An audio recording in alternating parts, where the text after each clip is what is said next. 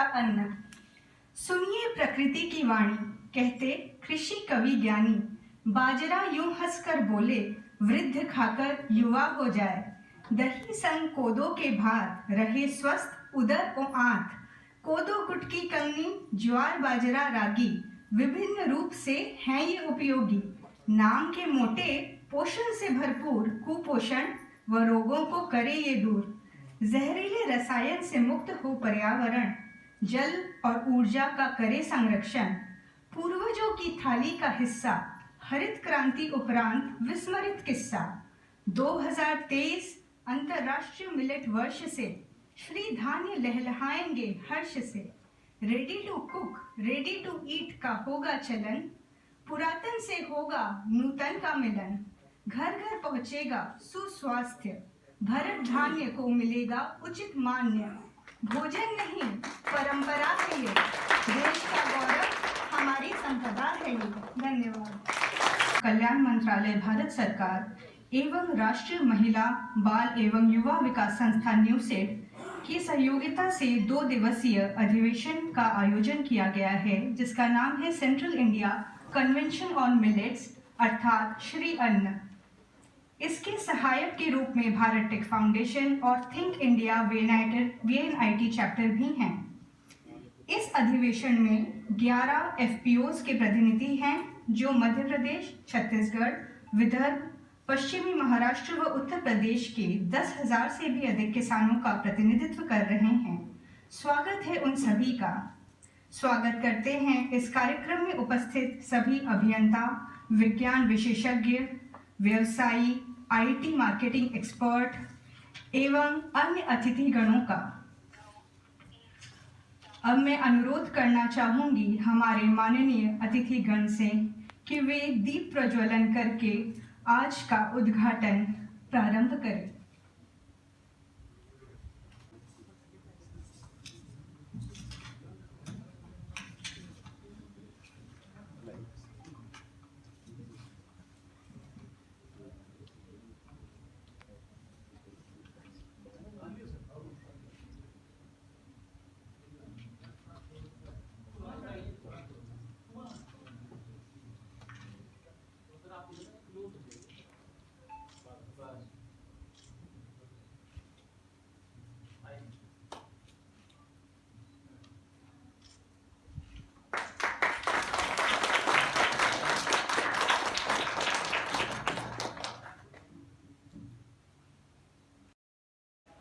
प्रमुख अतिथि माननीय doctor Pramod Padole ji, director VNIT, doctor Waghmare ji, director cotton development, directorate office Nagpur, ministry of agriculture and farmers welfare, हमारे senior scientist जो चापरकर जी यहाँ पर है, सराफ जी है, और अतिथिगण यहाँ पर सभी हमारे अहिरवार जी जो मध्य प्रदेश के विशेषकर डिस्ट्रिक्ट कलेक्टर डिंडोरी, उन्होंने उनको भेजा है। और मिलेट के ऊपर कलेक्टर साहब वहाँ डिंडोरी में हर सुबह 6 बजे एक बैगा गांव में जाके विजिट करते हैं, तो मैं खुद देख के आया। तो ऐसे लोग यहाँ पर उपस्थित हैं, तो काफ़ी डेडिकेशन है इस रूम के अंदर। और ये एक प्लेटफॉर्म जो VNIT ने दिया, मैं तो सचिन जी के संपर्क में बहुत निरंतर 3-4 साल से हूँ, और इसके बारे में जब बातचीत किया कि ऐसा करना है, तो उन्होंने खुले हृदय से बोले हमारे डायरेक्टर साहब इसमें पूरी तरीके से सहमत है। तो ऐसा प्लेटफॉर्म मिलना भी, और वो मिलेट्स के ऊपर खुद वो केमिकल डिपार्टमेंट काम कर रहा है VNIT में, और मुझको लगता है कि यहाँ के जो स्टूडेंट जो तैयार हो रहे हैं उसमें एक मतलब टेक्निकल लोग तो यहाँ से तैयार हो रहे हैं, लेकिन इसके साथ साथ जो सोशल रिस्पॉन्सिबिलिटी है वो यहाँ के विद्यार्थियों में, जो डायरेक्टर साहब के मार्गदर्शन में और उनके साथ जो टीम कब काम कर रही है उसके साथ जो मिल रहा है, वो लगता है मेरे लिए लगता है और सभी के लिए कि एक बहुत बड़ी गौरव की बात है कि क्योंकि इस प्रकार से एक सोशल रिस्पॉन्सिबिलिटी लेना, हम तो इंजीनियर बन जाएंगे, बहुत बड़े फील्ड में चले जाएंगे, लेकिन समाज के प्रति क्या करेंगे, वो प्रेरणा जो VNIT से लोगों को मिल रही है वो मुझको लगता है बहुत महत्वपूर्ण है। तो मैं इस इंस्टीट्यूट को तहे दिल से उनका हार्दिक स्वागत करता हूं और उनको धन्यवाद भी देता हूं। दूसरी बात यह है कि ये हाउस के अंदर मतलब ऐसे लोग हैं जो ग्राउंड में काम कर रहे हैं। अभी जैसे हमारे मध्य प्रदेश के डिंडोरी जिले से जो महिलाएं आई है, एक महिला जो बैगा आदिवासी है यहाँ पर उजियारो बाई, वो जंगल संरक्षण और मिलेट में जंगल का बचाने में जितना काम किया है, 1500 हेक्टेयर जंगल जिसने बचाया हो, और मिलेट्स के ऊपर प्रमोशन के लिए गांव-गांव में काम किया हो, वो साउथ अफ्रीका जो है वो मध्य प्रदेश की तरफ से जाके आई।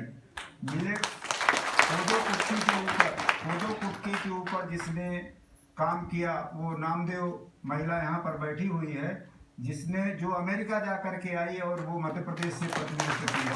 तो शायद ये लोग ऐसे हैं कि जो यहाँ पर है और हम वो ऐसे लोग जो काम कर रहे हैं ग्राउंड में, और 400 आंगनवाड़ी को मतलब 16,000 बच्चों को डेली वो मिलेट्स का न्यूट्रिशन प्रदान कर रही हैं डिंडोरी डिस्ट्रिक्ट में, और वहाँ के कलेक्टर साहब ने वो कंपलसरी किया है। शायद उनका अनुभव बाकी के जगह के लिए इस मिलेट्स को हम न्यूट्रिशन के रूप में गवर्नमेंट ही कुछ किस तरीके से प्रमोट कर सकती है, वो हम लगता है कि जब हम शेयर करेंगे आपस में व्यू डिस्कशन करेंगे तो एक हमारा माइलस्टोन तय हो सकेगा कि आगे हमको क्या करना चाहिए। तो ये पूरे प्रोग्राम में और हमारे अपने मराठवाड़ा से लोग हैं जो 5 एफपीओ का मार्गदर्शन कर रहे हैं। उधर हमारे सातारा कोल्हापुर से लोग आए हुए हैं, करीब जो 5000 फार्मर का मार्गदर्शन कर रहे हैं। तो ये हाउस में अभी जो 10,000 मिलेट्स के ऊपर काम करने वाले फार्मर्स हैं, उनके प्रतिनिधि यहाँ पर उपस्थित है।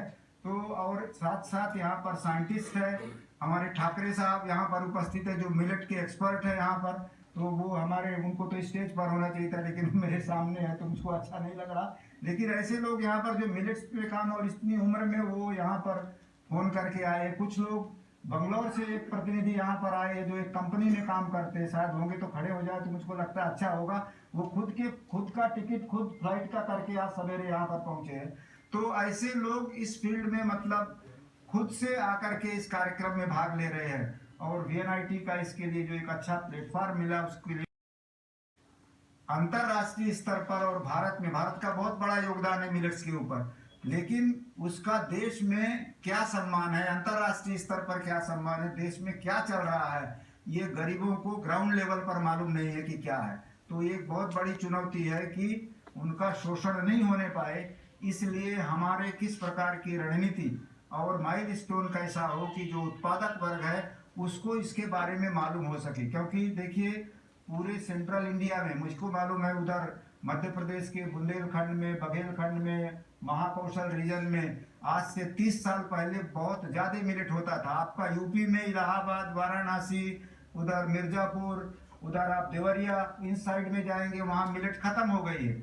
जो कि ये मिलेट्स जो है वो हमारे पर्यावरण का मित्र है, और वो किसी भी परिस्थिति में जो क्लाइमेट चेंज हो रहा है, ये क्लाइमेट चेंज में वो मिलेट्स ही टिक सकता है।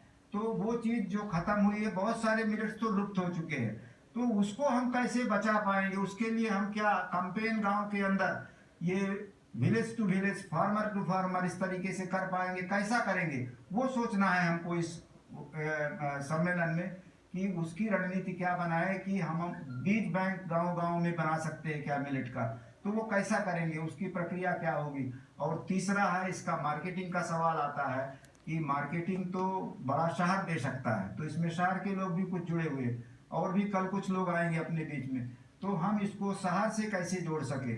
और मुख्य बात इसमें ये होगी कि बिचौलियों के द्वारा, क्योंकि अब इंटरनेशनल मिलेट ईयर हुआ है तो बहुत प्लेयर्स इसमें आएंगे, तो ऐसे परिस्थिति में फार्मर को क्या मिलेगा, यानी फार्मर को ऐसे इस तरीके की सुविधाएं जो कॉमन फैसिलिटेशन सेंटर है या कॉमन फैसिलिटी सेंटर है, उसके मिलेट्स का मिनिमम जो दाम है वो मिल पाएगा क्या, वो कैसे मिलेगा, उसके लिए हमको कैसे संगठित रहना है। फिर तीसरी बहुत बड़ा धोखा ये है कि इसमें कहीं केमिकल फर्टिलाइजर हाइब्रिड, जो कि हमारा पूरा परंपरागत बीज है, वो किसी दूसरे के हाथ में, जैसे धान चला गया, गेहूं चला गया, इसके बीज भी हमारे पास रहते थे, तो वैसे ही मिलेट्स भी कहीं वो दूसरे के हाथों में न चले जाएं और उत्पादक वर्ग फिर से खरीदी करे और पूरा खर्चीला उत्पादन बढ़ जाए। वो उसको रोकने के लिए हमारी रणनीति या हमारी ताकत ग्राउंड स्तर पर क्या लगनी चाहिए, ये शायद ये सम्मेलन में हम लोग चर्चा करेंगे। और कुछ तो भी हम निकाल के लाएंगे कि अगला हमारा 10 साल का प्लान इसमें क्या होगा। यही उद्देश्य इस सम्मेलन का है। मैं यहीं पर समाप्त करता हूं और सभी का फिर से स्वागत करता हूं। धन्यवाद।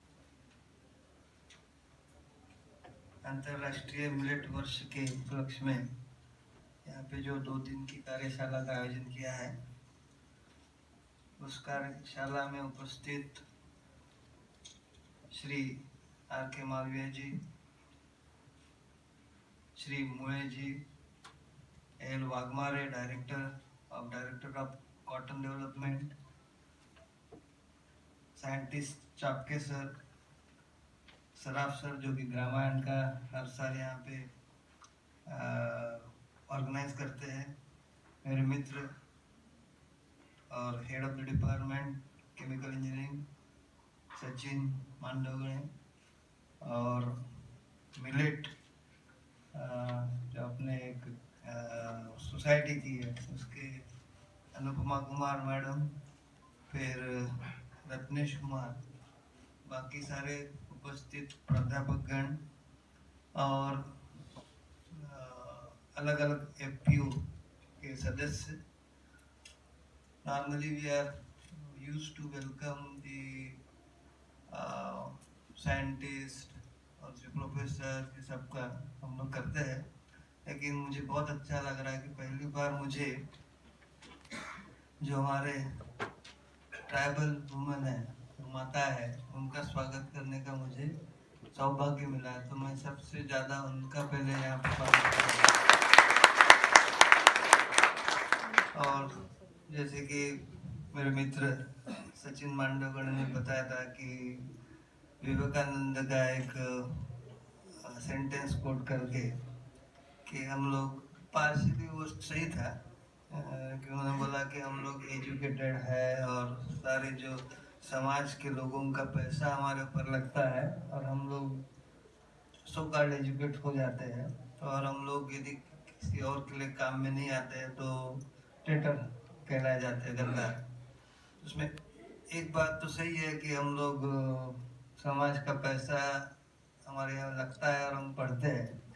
हम लोग एजुकेट होते नहीं होते मुझे पता नहीं, क्योंकि एजुकेट कोई सिर्फ एजुकेट मतलब ये पढ़ना या किताबें पढ़ना, ये कोई एजुकेट नहीं होता है।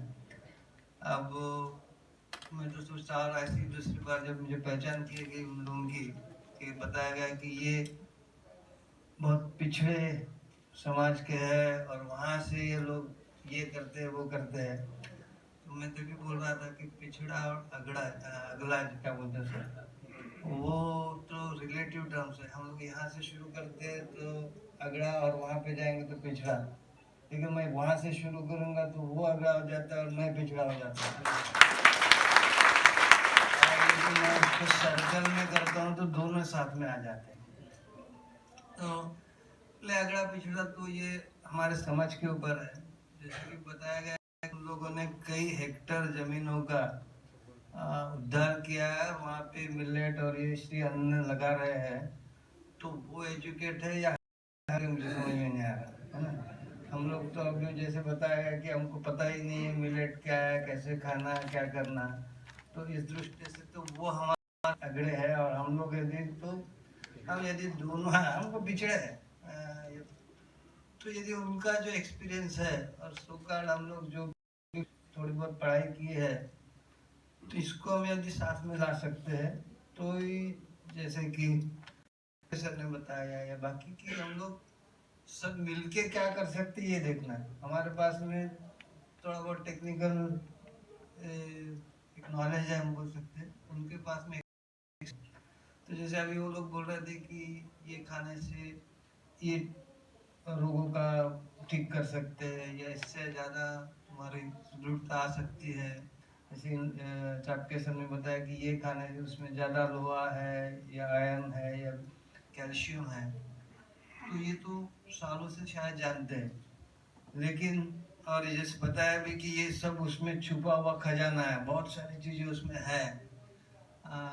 वो लोग शायद एक्सपीरियंस से जानते हैं, लेकिन हमारे यहाँ अनफॉर्चुनेटली ऐसा है कि उनके जानने से कुछ नहीं होता है। जब तक वो साइंटिफिकली हम लोग प्रूव करते नहीं, वो भी हम लोग नहीं, जब तक वो अभी किसी ने बोल रहा था कि फॉरेन में भी इसका चलन अभी शुरू हो गया है, तो एक एक चीज़ अपने लिए अच्छी है, क्योंकि जब तक हम अमेरिकन एसोसिएशन द्वारा प्रमाणित